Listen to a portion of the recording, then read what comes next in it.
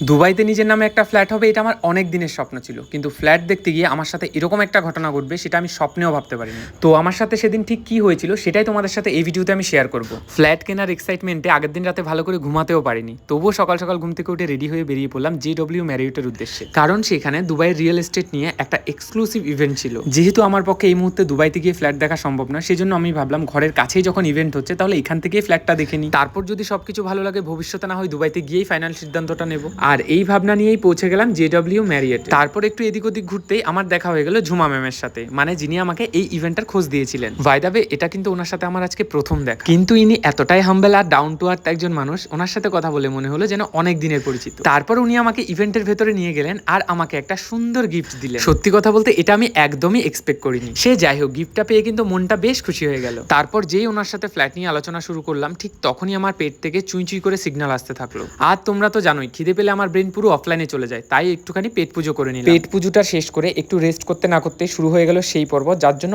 এতক্ষণ ধরে ওয়েট করছিলাম। প্রত্যেকটা ফ্ল্যাট এতটাই সুন্দর ছিল, কোনটা ছেড়ে কোনটা দেখবো আমি নিজেই বুঝতে পারছিলাম না। সবকিছু খুব সুন্দরভাবেই চলছিল, ফ্ল্যাট দেখা শেষ, কথাবার্তাও প্রায় শেষ, ঠিক তখনই ঘটলো বিপদটা। হঠাৎই ঝুমা ম্যাম হেসে বললেন, ঈশান এবার তাহলে পেমেন্টটা করে দাও। পেমেন্ট? আমি তো শুধু ফ্ল্যাট দেখতে এসেছি, কিনবো তো বলিনি। আমি জানি না আমার এই কথাটা শুনে উনি কেন রেগে গেলেন আর আমাকে বের করে দিলেন। সে যাই হোক, ফ্রিতে 5 স্টারে খাওয়া তো হয়ে গেল। তোমরা যদি কেউ সত্যি সত্যি ফ্ল্যাট কিনতে যাও তাহলে কিন্তু অবশ্যই পকেটে টাকা নিয়ে যেও, না হলে আমার মতো অবস্থা হবে।